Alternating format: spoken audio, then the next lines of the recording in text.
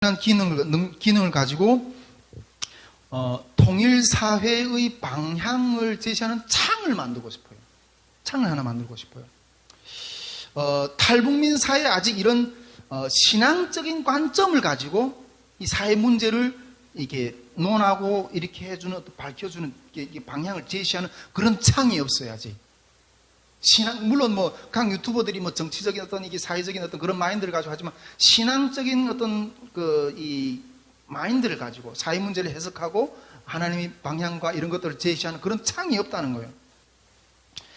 제가 그런 창이 좀 세워지기를 우리 탈북민 목회자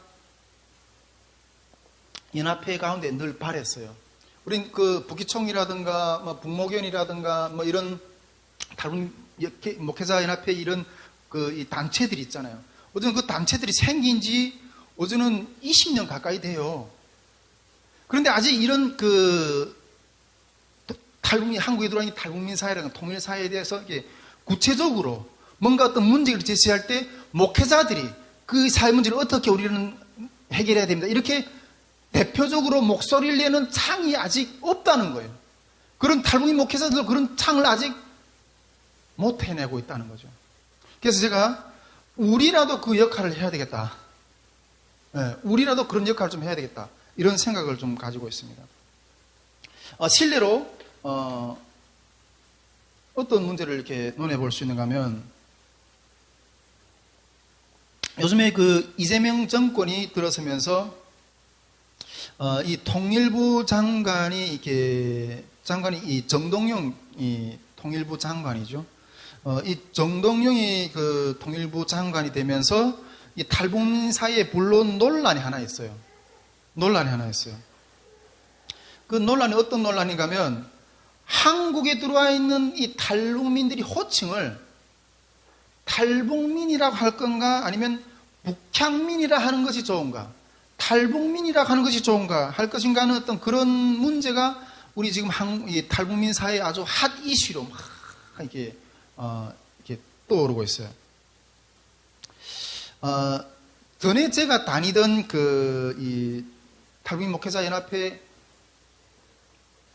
이름도 북향민 목회자 연합회였어요. 북향민 목회자 연합회. 처음에는 저는 이게 깊이 있게 생각하지 못하고 그 이름을 그냥 따랐어요.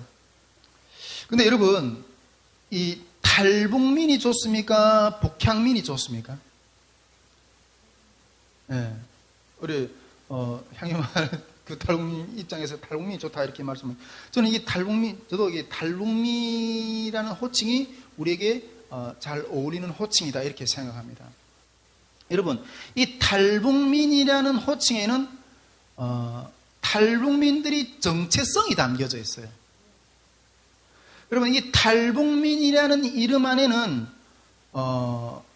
이 체제의 어떤 정체성이 어떤 그런 논란이 담겨져 있어요.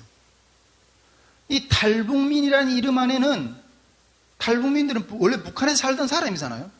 근데 이 북한의 체제를 불이함을 느꼈다는 거죠. 그리고 그 안에서 이 궁핍함을 느껴서 그것에 탈피하고 반항해서 이탈했다는 성격을 가지고 있어요. 이 탈북민이라는 거는. 그래서 이 북한에서는 우리 탈북민들 보고 탈북자, 배신자라고 이렇게 얘기하잖아요. 배신자라고. 그러면 우리 입장에서는 그 체제를 버리고, 북한 체제를 버리고, 이 대한민국이라는 이 사회를 이렇게 전향했다는 의미를 가지고 있습니다. 대한민국이라는 사회에 전향했다는 의미가 있다는 거죠. 우리 입장에서 탈북민이나 이름은 정체성과 분단체제의 성격을 그대로 반영한 이름이에요.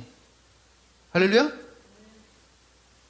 그러나 이 북향민이라는 호칭에는 이런 체제 정체성의 의미를 거의 내포하지 않잖아요.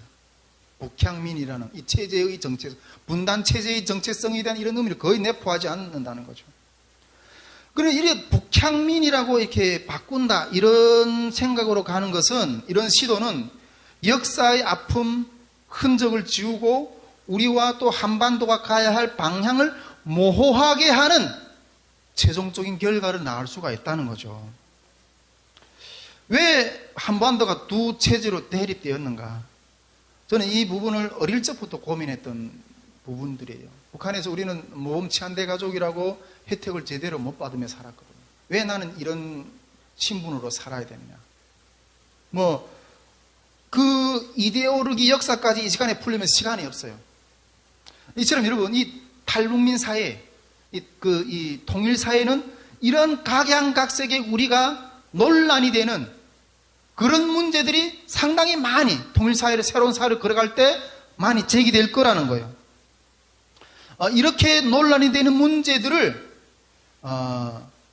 미디어라는 창을 통해서 이런 것들을 해결하고 방향을 제시하고 싶은 어떤 그런 마음들이 있는 거예요. 할렐루야?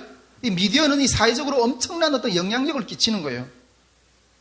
이 미디어라는 창을 통해서 앞으로 여기서 우리가 다다음 주면 여기서 이렇게 우리 박인망 목사님을 모시고 북한 당 지도 체제에 대해서 어떤 그런 것들을 배웠고요.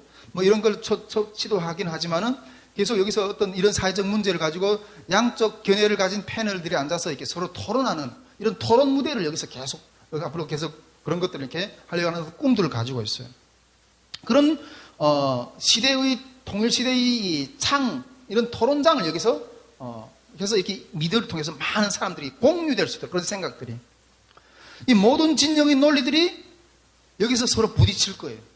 부딪힐 때 오직 승부는 자료를 통해서 자료를 근거한 정확한 팩트를 근거한 어떤 그런 이 논증의 어떤 그런 토론이 장이 될 거라는 거예요.